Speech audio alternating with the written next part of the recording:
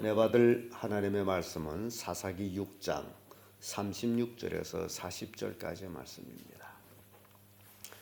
사사기 6장 36절에서 끝절까지의 말씀 찾으셨으면 교독합니다. 제가 먼저 읽습니다.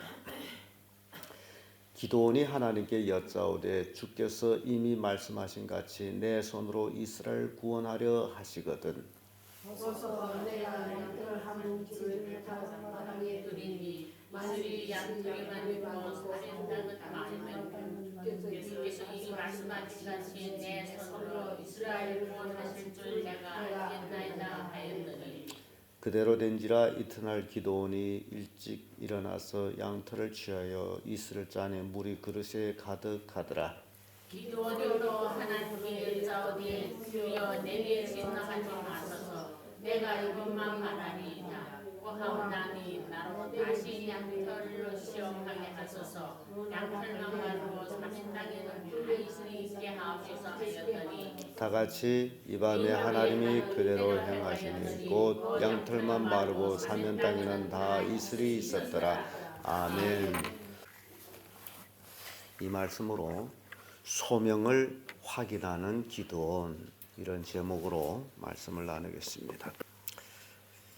사사 기드온은 자기가 하나님께로부터 진정 소명을 받았는지 아니면 자기 나름대로 내가 하나님 일을 해야 되겠다라고 나왔는지 그걸 한번 분명하기를 원했습니다. 그래서 그는 양털을 취해 가지고 양털로 하나님께 간구합니다. 양털이 내가 밖에 다 놓을 테니 양털에만 이슬이 내리고 그 주변에는 이슬 내리지 않게 해주십시오. 그러면 내가 하나님께서 나를 통해서 이스라엘을 구원하려고 하는 그것을 내가 알겠나이다. 그랬더니 하나님께서 이슬을 양털만 내려주셨어요. 그래서 이튿날에 그 양털을 짰더니 그릇에 물이 가득할 정도로 이슬이 내렸어요. 그래서 혹시 또 우연이라는 게 있잖아요.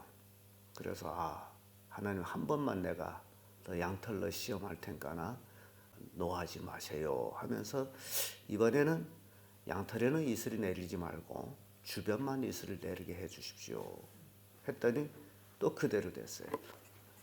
자연을 좌우하시는 분은 하나님이시에요. 그래서 기드온 사사는 자기가 분명 하나님의 부르심을 받은 사사로서 자기 손을 통해서 이스라엘을 구원할 것이다 라는 확신을 가지는 그런 내용을 우리가 한번 살펴봤습니다. 그래서 이 말씀을 가지고 소명을 확인하는 기드온, 그 첫째가 기도하는 기드온이다. 기도를 합니다. 무엇 해도 우리가 먼저 모든 문제에 있어서는 기도가 우선입니다. 모든 것 우리는 기도를 해야 됩니다. 하나님께 모든 걸 먼저 묻고 우리는 움직여야 됩니다. 그래서 기드온도 하나님께 기도를 하셨죠. 36절의 말씀, 기드온이 하나님께 여짜오되 주께서 이미 말씀하신 같이 내 손으로 이스라엘 구원하려 하시거든. 여기 하나님께 여짜오되라는 것은 기도예요. 기도라는 것은 오늘날 많은 사람들이 이상하게 생각합니다만은 실제적으로 하나님과의 여쭙는 거예요. 하나님과의 대화예요. 그래서 우리는 하나님의 음성을 듣지 못한다 해서 일방적으로 우리가 말을 하기 때문에 기도라고 얘기하죠. 하나님과의 그 여쭙는 것, 기도하는 것. 많은 사람들은 일을 다 그르쳐 놓고서 상담하는 사람들도 있어요. 우선 먼저 하나님과의 기도를 통해서 마음에 결정한 후에 움직이는 것이 가장 중요합니다. 근데 또 어떤 사람들은요, 자기의 마음의 음성, 그것이 하나님의 음성으로 착각하고 하나님이 나하고 이렇게 하라 했다라고 합니다. 실은 아니거든요. 여러분 꼭 명심해야 될 것은 우리 몸 안에 성령께서도 계시지만은 우리 믿음에 따라서 우리 몸 안에 마귀도 역사하고 있다라는 사실입니다. 그래서 마귀도 자기가 광명한 천사처럼 우리에게 속삭거립니다. 근데 그 음성을 우리가 들을 줄 알아야 돼요.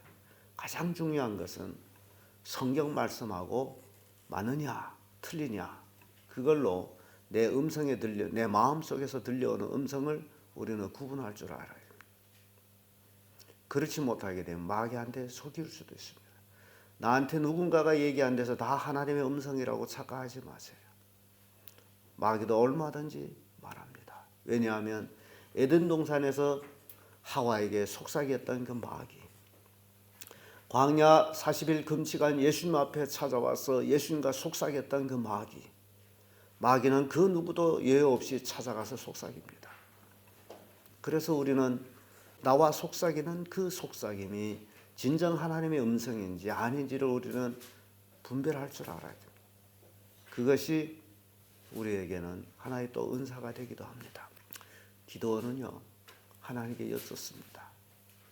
이것이 나를 통해서 이스라엘을 구원하려고 하는 것인지, 아니면 내가 감정에 치우쳐서 그렇게 하고 있는지, 그걸 알고 싶었습니다.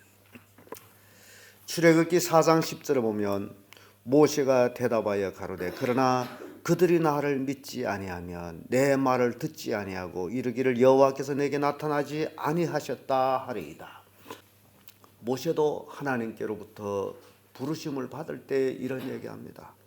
이스라엘 백성이 나를 믿지 않을 겁니다. 이스라엘 백성이 나를 향해서 니한테 하나님이 나타나지 아니하셨다 할 것입니다. 그래서 역시 하나님께서도 모세에게 권능을 줍니다. 네 지팡이를 땅에 놔봐라 했더니 그 지팡이가 뱀이 됐습니다. 모세가 자기 지팡이 앞에서 막 피합니다. 꼬리를 잡아봐라 했더니 다시 지팡이가 됩니다. 그리고 하나님께서 모세에게 네 손을 품에 넣어보라 했더니 품에 넣었다 꺼냈더니 샤타하게 문둥이 걸렸습니다. 다시 넣어보라 했더니 또 깨끗해졌습니다. 그때 비로소 모세는 하나님께서 나를 부르셔서 이스라엘 백성을 구원하게 하시는구나, 그 확인을 가지고 애굽으로 나갑니다. 왜냐하면 모세도 40대에 혈기왕성할 때에 하나님께서 나를 통해서 이스라엘 백성을 구원하는가 보다, 그런 생각을 하고 자기 백성을 돌아볼 때에 애굽 사람을 쳐 죽이는 역사가 일어납니다. 똑같은 모세입니다. 그것도 모세는 40세 어린 나이에, 근데 하나님은 그때는 모세를 부르지 않았어요. 결국 모세는 자기 혈기로 인해서 일을 하려고 하다가 그르쳐가지고 애굽에서 도망치는 신세가 됩니다. 호렙산에서 모세가 80세 될 때에 하나님의 부르심을 받습니다. 그때 비로소 진짜로 하나님의 소명을 받고 이스라엘 구원하려고 하는 모습 봅니다. 그래서 우리가 신앙생활하면서 꼭 명심해야 될 것은 하나님이 나와 함께 하시느냐, 아니면 내 감정적으로 내 의지적으로 하고 있느냐, 이것이 구분이 됩니다. 그래서 기도원은 그걸 알기 위해서 기도를 했습니다. 기도를 했더니 양털 가지고 시험하는 기도를 했어요. 하나님은 응답해 주셨어요. 이사야 7장 11절에 보면 너는 내 하나님 여호와께 한 징조를 구하되 깊은 데든지 높은 데서든지 구하라. 하나님께서는 우리를 향해서 기도하라. 깊은 데인지 높은 데인지 상관없이 하나님께 기도하라. 그래서 이 기도라는 것이 이렇게 중요합니다. 모든 것은 우리는 하나님께 묻고 행하는 그런 일들을 해야 됩니다. 여호수아가 여리고성을 회파할 때는 하나님께 묻고 하나님께서 방법을 주셔서 그 방법대로 여리고성을 쳐서 회파합니다.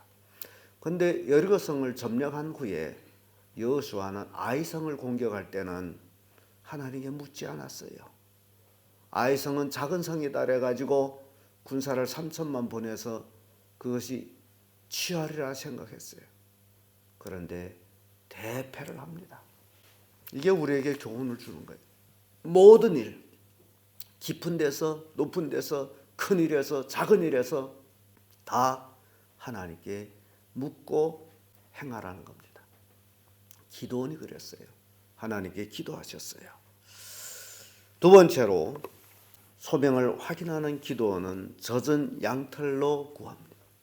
37절에서 38절인데 38절의 말씀에 그대로 된지라 이튿날 기드온이 일찍 일어나서 양털을 취하여 이슬을 짜니 물이 그릇에 가득하더라. 양털에만 이슬을 내리고 주변에는 이슬을 내리지 말게 해주세요 라고 기도했더니 그 기도를 하나님이 들어주시고 양털에는 이슬이 가득 내려가지고 이튿날에 쥐어짰더니 그릇에 물이 가득하고 주변에는 아무 물도 없었어요. 이슬도 없었어요. 그래서 기도는 다 참으로 하나님이 나를 부르셔서 나를 통해서 이스라엘을 구원하려는가 보다. 창세기 15장 8절에 보면 주 여호와여 내가 이 땅으로 업을 삼은 줄을 무엇으로 알리까? 하나님께서 아브라함에게 가나안 땅을 너와 내 자손의 기업을 주리라 할 때도 아브라함은 하나님께 기도합니다. 하나님께서 이 땅을 나한테 업으로 주신 것을 내가 무엇으로 할 수 있습니까? 그런 기도를 해요. 경제의 성경 보게 되면 신앙의 선지들은 모든 면에서 하나님께 묻는 그런 모습을 우리는 봅니다. 끝으로 소명을 확인하는 기도는 마른 양털을 구합니다. 39절에서 40절인데 40절의 말씀 보면 이 밤에도 하나님이 그대로 행하시니 곧 양털만 마르고 사면 땅에는 다 이슬이 있었더라. 이런 일들은 하나님이 아니고서는 절대 할 수 없는 일입니다. 하나님만이 이슬을 어느 곳에 내리게 하고 어느 곳에 내리지 않게 하는 것은 하나님만이 할 수 있는 거예요. 그 외에 그 누구도 할 수 없는 일들입니다. 출애굽기 33장 16절에 보면 나와 주의 백성이 주의 목전에 은혜를 입은 줄을 무엇으로 알리까? 주께서 우리와 함께 행하심으로 나와 주의 백성을 천하 만민 중에 구별하신 것이 아니니까. 모세는 우리가 하나님의 백성인 줄을 어떻게 알 수 있습니까? 바로 하나님께서 우리를 구별해서 천하 만민 중에 구별하신 것이 아닙니까? 그것으로 우리가 하나님의 백성인 줄을 압니다. 그런 기도를 합니다. 우리가 신앙생활하면서도 마찬가지예요. 내가 하나님의 자녀인 줄 무엇으로 알 수 있을까? 우리는 많은 사람들이 예수 그리스도를 믿고 하나님의 자녀가 됐다라고 고백을 합니다. 예, 하나님의 자녀입니다. 그러나 실제적으로 내가 무엇으로 하나님의 자녀인 줄을 알리까? 우리도 스스로 생각해 봐야 됩니다. 근거가 있냐 그거예요. 내 스스로 나 하나님의 자녀 맞는데 뭔 근거가 있냐 말이에요. 내가 하나님의 자녀라는 근거. 세상 사람들은요 친자 확인을 합니다. DNA로 병원에서 검사를 합니다. 유전자 검사를 합니다.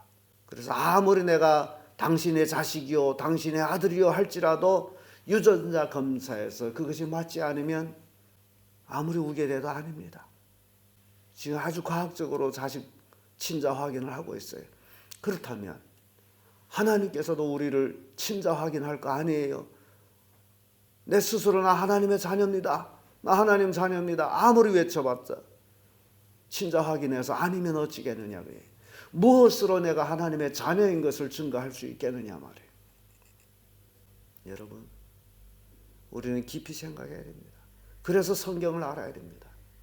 요한복음 1장 12절은 영접하는 자 곧 그 이름을 믿는 자에게는 하나님의 자녀가 되는 권세를 주셨나니 예수 그리스도를 믿고 영접하는 자가 하나님의 자녀가 된다.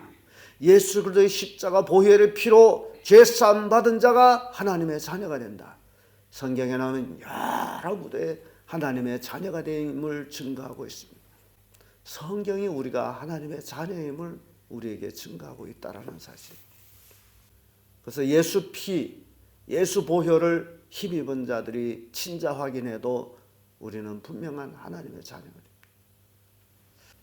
오늘 본문의 말씀을 통해 가지고 소명을 확인하는 기도원. 그는 소명을 확인하기 위해서 기도를 했습니다. 그는 양털을 가지고 시험을 했습니다. 젖은 양털, 마른 양털. 우리도 신앙생활하면서 분명한 것, 정말 내가 하나님의 자녀인지 그것을 우리는 한 번쯤 점검을 해보고 확인을 해봐야 된다라는 사실이에요. 그렇지 않으면 가짜 신앙생활하다가 멸망할 수도 있다라는 사실입니다. 오늘 소명을 확인하는 기도원을 통해서 우리도 내 자신이 하나님의 자녀인지를 한번 확인해보는 그런 시간을 가지기를 주의 이름으로 축복합니다. 아멘.